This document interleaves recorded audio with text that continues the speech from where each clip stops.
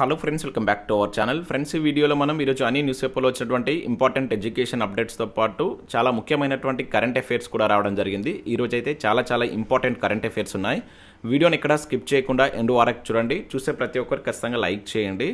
So daily 1 to 2 hours work చేసి దాదాపుగా 10 news paper చదివి ఇన్ఫర్మేషన్ మీకు ప్రొవైడ్ చేయడం జరుగుతుంది. మీ నుంచి సపోర్ట్ ఉండాలి. ప్రతి ఒక్కరు లైక్ చేసి మీ మిత్రులకు షేర్ చేయండి అండ్ సబ్స్క్రైబ్ చేసుకొని చూడండి. రెగ్యులర్గా మీకు జాబ్ అప్డేట్స్ అంతాయి. మన ఛానల్కి సంబంధించిన టెలిగ్రామ్ గ్రూప్లో కూడా జాయిన్ కాండి. సో దాంట్లో కూడా రెగ్యులర్గా జాబ్ అప్డేట్స్ షేర్ చేస్తున్నాను. సో మీకు చాలా యూజ్ ఉంటుంది. ఆ గ్రూప్లో కంపల్సరీ జాయిన్ కాండి. మన ఇన్స్టా పేజ్ని కూడా ఫాలో కాండి. దాంట్లో కూడా రెగ్యులర్గా మీకు జనరల్ స్టడీస్కి సంబంధించిన ఇన్ఫర్మేషన్ అనేది షేర్ చేస్తున్నాను. ఫ్రెండ్స్, మన ఛానల్ ద్వారా మన యాప్లోకి కరెంట్ అఫైర్స్కి సంబంధించిన టెస్ట్ సిరీస్ అయితే తీసుకురావడం జరిగింది. మంత్ వైజ్గా మనం టాప్ 100 బిట్స్ అనేటువంటిది అప్లోడ్ చేస్తున్నాం. వీటికి సంబంధించి ప్రశ్నలు తెలుగు అదేవిధంగా ఇంగ్లీష్ మీడియంలో అయితే ఉంటాయి.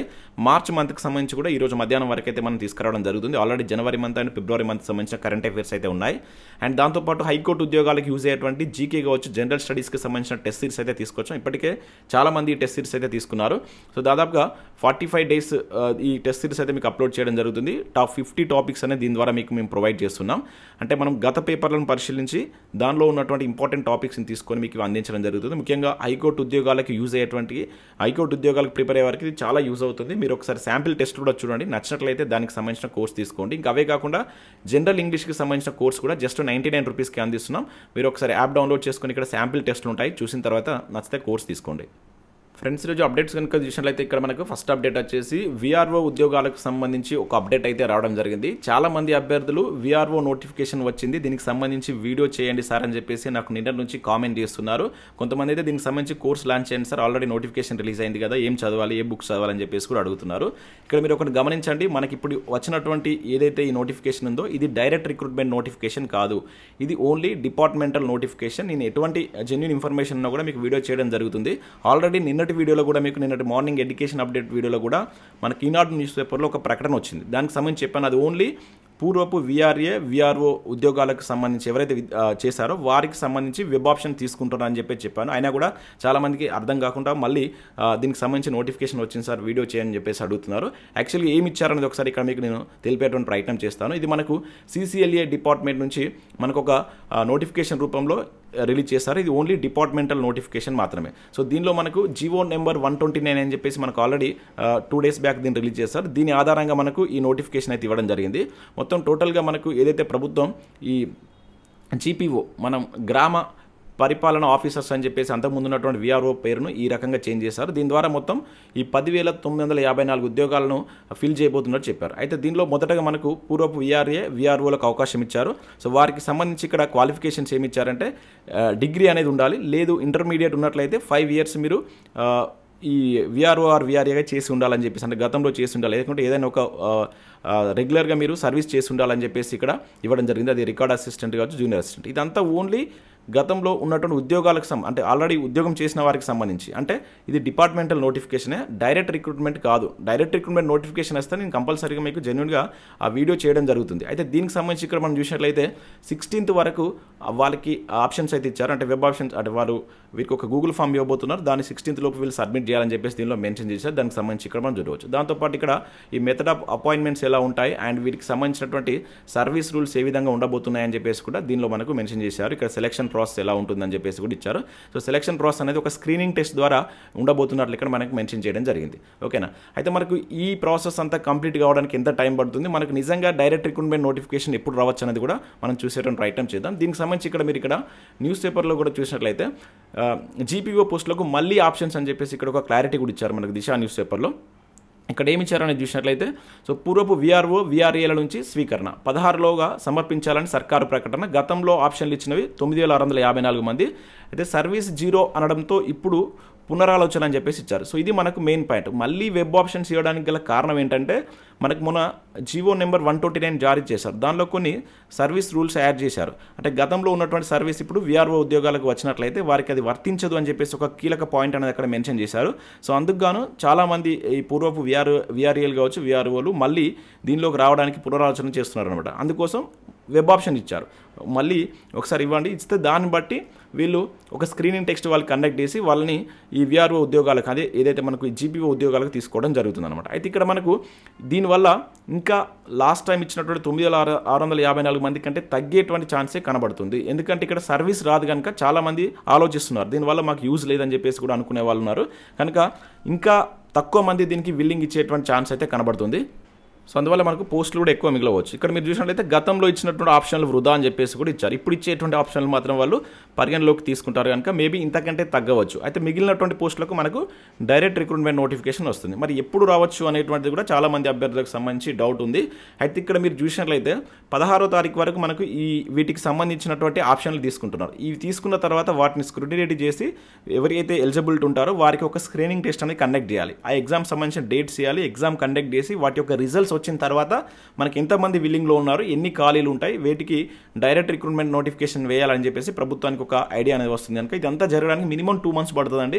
2 monthsకి ఎక్కువనే పట్టవచ్చు. వీళ్ళు ఫాస్ట్గా చేస్తే 45 days నుంచి 2 months లోపు దీన్ని కంప్లీట్ చేయవచ్చు. మరి అలా చేస్తారా లేదా అంటే ఈ మంత్ మొత్తం మనకు ఈ వీటికి సంబంధించి అయిపోతుంది. తర్వాత వీళ్ళకి ఒక ఎగ్జామ్ డేట్ ఇచ్చేసి వాటి యొక్క రిజల్ట్స్ ఇవ్వాలి. ఫాస్ట్గా చేస్తే 45 days, లేదు టైం యాక్చువల్గా వీళ్ళు టైం తీసుకున్నట్లయితే 2 to 3 months కూడా పట్టడానికి అయితే అవకాశం ఉంది. ఆ తర్వాత అంటే మనకు జూన్ తర్వాతనే మనకు ఈ నోటిఫికేషన్ మనం ఎక్స్పెక్ట్ చేయవచ్చు. ఇప్పుడున్నటువంటి ఈ ప్రాసెస్ కనుక చూసినట్లయితే జూన్లో మనకు జూన్ ఆర్ జూలైలో ఈ విఆర్ఓ అంటే మనకు ఇప్పుడు దీన్ని జీపీఓ అని చెప్పేసి పిలుస్తున్నాం. వీటికి సంబంధించి ఆ మిగిలినటువంటి పోస్టులకు నోటిఫికేషన్ అయితే రావచ్చు. ఇది మీరు ఇక్కడ గమనించండి. అభ్యర్థులు ఒకటి గమనించండి, నోటిఫికేషన్స్ అనేవి వస్తాయి. విఆర్ఓ కావచ్చు, ఇంకా జాబ్ క్యాలెండర్ ప్రకారం నోటిఫికేషన్స్ వస్తాయి. కొంత 1 month అటు ఇటుగా నోటిఫికేషన్స్ రావచ్చు. మీరు ఇప్పుడు చదవండి, మీ టైంను వృధా చేసుకోకండి. నోటిఫికేషన్ ఎప్పుడు వస్తుంది, వస్తుందా రాదా అనేటువంటి డైలమాలో ఉండకండి. దీనివల్ల మీకు ఎటువంటి యూజ్ లేదు.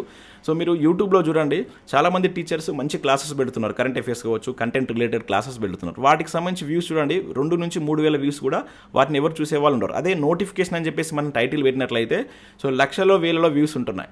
నోటిఫికేషన్ అనేటువంటిది ఒక ఎమోషన్ మాత్రమే. ఆ ఎమోషన్ తోటి మనకు జాబ్స్ రావు. సో మీకు ఒక కమిట్మెంట్తో చదివినప్పుడే జాబ్ వస్తుంది. వన్స్ నోటిఫికేషన్ రిలీజ్ అయిన తర్వాత మీకు టైం ఉండదు. ఈ టైంను మీరు వృధా చేసుకోకండి. నోటిఫికేషన్ అనేది ఒక 1 month అటు ఇటుగా రావచ్చు. మేబీ మనం జూన్ అనుకుంటే ఆగస్టులో రావచ్చు. కాకపోతే పక్కా నోటిఫికేషన్స్ వస్తాయి. నోటిఫికేషన్స్ వస్తే మీకు జాబ్ వస్తుందా లేదా అనేది మీరు ప్రశ్నించుకోండి. కంపల్సరీ ఈసారి నోటిఫికేషన్ వస్తే నేను జాబ్ కొడతాను, నేను అంత ప్రిపేర్ అయి ఉన్నా అనుకున్నప్పుడు మాత్రం మీరు వీటి గురించి ఆలోచించండి. చాలామంది అభ్యర్థులు ఇలా టైం వృధా చేసుకుంటున్నారు. అలా కాకుండా మీరు నోటిఫికేషన్ రాకముందే కంప్లీట్ సిలబస్ను మీరు చదవండి.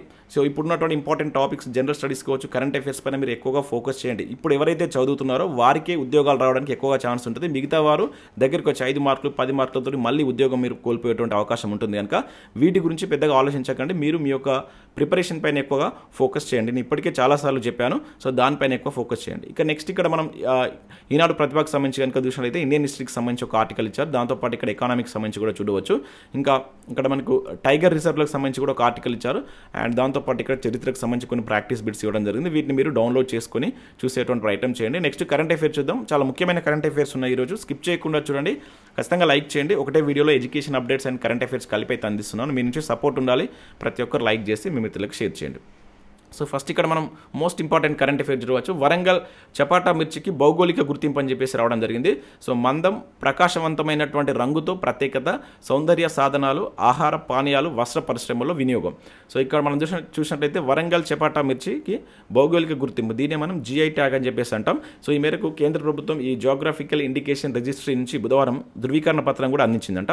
సో దీనికి సంబంధించి కొండ లక్ష్మణ్ ఉద్యాన విశ్వవిద్యాలయం ఉంది కదా, దానికి సంబంధించిన VC తెలపడం జరిగింది. అయితే ఇప్పటివరకు దేశవ్యాప్తంగా ఈ GI ట్యాగ్ పొందినటువంటి వాటిలో మనకు ఈ వరంగల్ చపాటా మిర్చి 984 అన్నమాట, 954వ అని చెప్పేసి ఇక్కడ ఇచ్చారు. అదే తెలంగాణ నుంచి కనుక చూసినట్లయితే 18వ అని చెప్పేసి గుర్తుంచుకోవాలి. ఇది చాలా చాలా ఇంపార్టెంట్. మరి 17వది ఏంటి అనేది మీరు కింద కామెంట్ చేయండి. వీలైతే దీని మీద ఒక షార్ట్ వీడియో మీకు అందిస్తానంటే వీటికి సంబంధించి మనం ఎలా చదవాలి, క్వశ్చన్ ఎట్లా అడగవచ్చు అనేది. ఇక్కడ మనం చూసినట్లయితే పురుషులకు గర్భ నిరోధక పిల్ల అంటే ఇక్కడ చూడవచ్చు. టెస్టోస్టెరాన్ హార్మోన్కు అడ్డుకట్ట, కుటుంబ నియంత్రణలో విప్లవాత్మక ఆవిష్కరణ, కొత్త పిల్ను అభివృద్ధి చేసినటువంటి అమెరికా పరిశోధకులు అంటే ఇక్కడ చూడవచ్చు. ఇది గుర్తుంచుకోవాలి. ఏ దేశానికి సంబంధించిన సైంటిస్టులు అని చెప్పేసి అడగవచ్చు. సో ఇక్కడ మనం చూసినట్లయితే అమెరికా పరిశోధకులు కుటుంబ నియంత్రణలో విప్లవాత్మకమైనటువంటి ఆవిష్కరణ చేశారు. పురుషుల్లో ప్రత్యుత్పత్తికి దోహదపడేటువంటి ఈ టెస్టోస్టెరాన్ హార్మోన్కు అడ్డుకట్ట వేసి గర్భం రాకుండా అరికట్టేటువంటి సరికొత్త పిల్లని అయితే వీళ్ళు అభివృద్ధి చేస్తారు. ఇది హార్మోన్లో మార్పులు చేసి సాంప్రదాయ గర్భనిరోధక పద్ధతులలాగా కాకుండా ఈ స్పెర్మ్ ఉంటుంది కదా, వీర్యం ఉత్పత్తిపై ప్రభావం చూపుతుందట. సో దానికి సంబంధించి వీళ్ళు ఆ పిల్లని అయితే మనకు అమెరికా సైంటిస్టులు తీసుకొచ్చారు. ఇక్కడ దేశం పేరు గుర్తుంచుకోండి, చాలా ఇంపార్టెంట్, మనకు అట్లా అడగవచ్చు.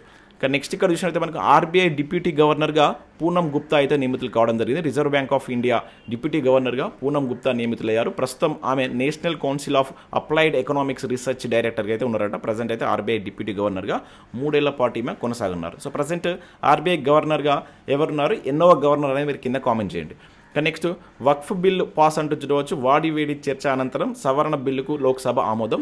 సో ఇక్కడ అనుకూలం ఎన్ని వచ్చాయి, 288 అనుకూలం రావడం జరిగింది, 232 అనేది వ్యతిరేకంగా ఓటేశారు. ఇది చాలా చాలా ఇంపార్టెంట్. మనకు మోదీ సర్కార్ దీన్ని ప్రతిష్టాత్మకంగా తీసుకుంది. ఈ వక్ఫ్ సవరణ బిల్ ఇది 2025 లోక్సభ అయితే ఆమోదించింది. నెక్స్ట్ ఇది రాజ్యసభకు అయితే వెళ్ళనుంది. దాదాపుకి ఇక్కడ 288 ఓట్లు అనేది ప్రతికూలంగా రావడం జరిగింది. సో అంటే అనుకూలంగా వచ్చాయి, వ్యతిరేకంగా 232 అయితే రావడం జరిగింది. దీని మీద నేను ఒక స్పెషల్ వీడియో చేస్తాను, ఇది మనకు అర్థం కావాలి. అసలు దీనికి సంబంధించి ఎందుకు ప్రతిపక్షాలు వ్యతిరేకిస్తున్నాయి, దీనిలో ప్రభుత్వం తీసుకొచ్చినటువంటి అంశాలు ఏంటి అనేది కూడా చూద్దాం. దీని మీద నేను ఒక వీడియో అందించే ప్రయత్నం చేస్తాను. ఇంకా నెక్స్ట్ కంచగచ్చబౌలి భూములపై గరం అంటూ చూడవచ్చు. సో మనకి ఇప్పుడు ఇది హాట్ టాపిక్గా మారింది. మీరు ఏ న్యూస్ పేపర్ చూసినా సోషల్ మీడియాలో మనకు HCU యూనివర్సిటీ ఆఫ్ హైదరాబాద్లో మనకు 400 ఎకరాలకు సంబంధించి ప్రభుత్వం వాటిని తీసుకోబోతుంది అనమాట. అయితే దానికి సంబంధించి అక్కడ ప్రొటెస్ట్లు అయితే జరుగుతున్నాయి.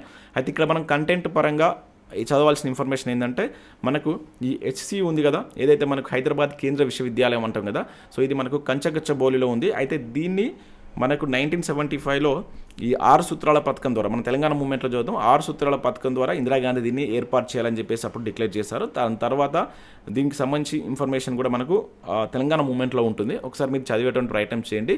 ఈ 400 ఎకర్ ఇష్యూ అనేటువంటి ఇప్పుడు మనకు చాలా వైరల్ అవుతున్నటువంటి న్యూస్ అనమాట. ఒకసారి మీరు దీన్ని న్యూస్ పేపర్ ఏదైనా ఒక న్యూస్ పేపర్ డౌన్లోడ్ చేసుకొని చదవండి, మీకు అర్థమవుతుంది. ముఖ్యంగా మనం కంటెంట్ పరంగా మీరు ఒకసారి 6 పాయింట్ ఫార్ములా ఉంది కదా, దాన్ని ఒకసారి మీరు చూసేటువంటి ప్రయత్నం చేయండి. నెక్స్ట్ స్పీకర్ నిర్ణయం తీసుకునేటప్పుడు కోర్టులు స్పందించకూడదా, ప్రజాస్వామ్య నగ్న నృత్యాన్ని చూస్తూ ఊరుకోవాలా. సో రాజ్యాంగ పరిరక్షణలో కోర్టుల అధికారాలు కోల్పోయినట్లే కదా. ఎమ్మెల్యేల అనర్హత పిటిషన్ల కేసులో సుప్రీంకోర్టు వ్యాఖ్యలు, తదుపరి విచారణ నేటికి వాయిదా అంటూ చూడవచ్చు. మనం గతంలో కూడా చూసాం 10th షెడ్యూల్కి సంబంధించి ఏదైతే అనర్హత పిటిషన్లపై సుప్రీంకోర్టుకు కావచ్చు, అదేవిధంగా అండ్ ఏదైతే ఇక్కడ జ్యుడిషియల్ కావచ్చు, అదేవిధంగా ఎగ్జిక్యూటివ్ బాడీ మధ్య ఎప్పటికీ ఇటువంటి వాదనలు నడుస్తుంటాయి కనుక మీరు 10th షెడ్యూల్కి సంబంధించి ఒకసారి మీరు కంటెంట్ పరంగా చదవండి. అక్కడ కంటెంట్ పరంగానే క్వశ్చన్ పడుతుంది, మనకు కరెంట్ అఫైర్స్ పరంగా క్వశ్చన్ అడిగాడు. కంటెంట్ పరంగానే గతంలో కూడా చాలాసార్లు క్వశ్చన్స్ అడిగారు. ఇక నెక్స్ట్ రోజుకు రూపాయలు 46,000 కోట్లు అంటే ఇక్కడ ఇవ్వడం జరిగింది. గత ఏడాదిలో మనం చూసినట్లయితే ప్రపంచ కుబేర్ల యొక్క సగటు సంపాదన ఇంత ఉందంట. సో అగ్ర జాబితాన మనకు ఫస్ట్ ప్లేస్లో ఎలన్ మాస్క్ ఉండగా అంబానీ 18, అదానీ 28 ర్యాంకులో ఉన్నారు. ఫోర్బ్స్ ప్రపంచ బిలియనియర్ల జాబితా అనేది రిలీజ్ అయింది. ఇది ఇంపార్టెంట్ అండి. సో ఫోర్బ్స్ ప్రపంచ కుబేర్ల కొత్త జాబితా వచ్చేసింది. గత ఏడాది వ్యవధిలో వీరంతా సగటున రోజుకు 46,000 కోట్ల సంపాదన చేశారంట. ఈ సంవత్సర కాలంలో వీరి యొక్క సంపాదన విలువ $2 లక్షల కోట్ల పెరగడంతో వీరి మొత్తం సంపాదన $16.1 లక్ష డాలర్కు చేరింది. గతంతో పోలిస్తే 247 మంది కూడా పెరిగారట. మొత్తం కుబేర్ల సంఖ్య 3,028 మందికి చేరిందంట. సో ప్రపంచంలో 3,000 మందికి పైగా కుబేరులు నమోదవ్వడం ఇదే తొలిసారంట. ఈ ఫోర్బ్స్ జాబితా ప్రకారం ఇదే తొలిసారని చెప్పేసి ఇక్కడ ఇచ్చారు. భారత్లో 205 మంది కుబేరులు ఉన్నారు. సో దీనిలో ఈ 205లో మనకు తొలి 10 మంది ఎవరంటే ముఖేష్ అంబానీ ఫస్ట్ ప్లేస్, తర్వాత గౌతమ్ అదానీ, తర్వాత సావిత్రి జిందాల్ అని చెప్పేసి ఇక్కడ జరుగుతుంది. అంటే ఇక్కడ మహిళా పరంగా చూసినప్పుడు ఈమె ఫస్ట్ ప్లేస్లో ఉందని చెప్పేసి కూడా ఇక్కడ మనం గుర్తుంచుకోవాలి. ఓవరాల్గా ఆమె ర్యాంకు వరల్డ్ వైడ్గా చూస్తే 48, మన దగ్గర 48, వరల్డ్ వైడ్ చూస్తే 48, మన దగ్గర థర్డ్ ప్లేస్, మహిళా పరంగా చూస్తే ఫస్ట్ ప్లేస్. ఇది మన ఇండియాకి సంబంధించిన రిపోర్ట్. వరల్డ్కి సంబంధించిన రిపోర్ట్లో మనకు ఎలన్ మాస్క్ ఫస్ట్ ప్లేస్లో ఉన్నాడు, అండ్ తర్వాత జుకర్బర్గ్ సెకండ్ ప్లేస్లో, జెఫ్ బెజోస్ థర్డ్ ప్లేస్లో ఉన్నారు. తర్వాత లారీ ఎలిసన్ అనే వ్యక్తి మనకు థర్డ్ ప్లేస్లో ఉండడం జరిగింది. తెలుగు రాష్ట్రాలకు సంబంధించి మనం చూసినట్లయితే ఇక్కడ మురళీ దేవి ఫస్ట్ ప్లేస్లో, అదేవిధంగా పార్థసారథి రెడ్డి అండ్ ఇక్కడ మహిమ డాట్ల వీళ్ళు మనకు ఫస్ట్ 3 ప్లేస్లో మన తెలుగు రాష్ట్రాల్లో ఉన్నటువంటి వ్యక్తులు. ఇది ఫోర్బ్స్ యొక్క జాబితా. ఇది చాలా ఇంపార్టెంట్, గతంలో అడిగారు, గుర్తుంచుకోండి. ఇక బిలియనియర్ భారతీయ మహిళగా సావిత్రి జిందాల్, ఇంతకు మనం చూసాం ఇక్కడ థర్డ్ ప్లేస్లో ఉందంటే ఆమె మనకు మహిళా పరంగా ఫస్ట్ ప్లేస్ అని చెప్పేసి గుర్తుంచుకోవాల్సి ఉంటుంది. సో ఇవి మనకు వివిధ న్యూస్ పేపర్లు వచ్చినటువంటి ఇంపార్టెంట్ ఎడ్యుకేషన్ అప్డేట్స్, అదేవిధంగా కరెంట్ అఫైర్స్. చూసిన ప్రతి ఒక్కరు కంపల్సరీ వీడియోని లైక్ చేసి మీ మిత్రులకు షేర్ చేయండి. మన యాప్ను డౌన్లోడ్ చేసుకొని చాలా తక్కువ ప్రైస్కి మనం కోర్స్ అందిస్తున్నాం. మార్చికి సంబంధించినటువంటి పార్ట్ 2 వీడియో ఈరోజు ఈవినింగ్ లేదా రేపు అయితే మీకు పోస్ట్ చేయడం జరుగుతుంది. ఇంట్రెస్టెడ్ క్యాండిడేట్స్ ఒకసారి మీరు చూసేటువంటి ప్రయత్నం చేయండి. Thanks for watching. Thank you.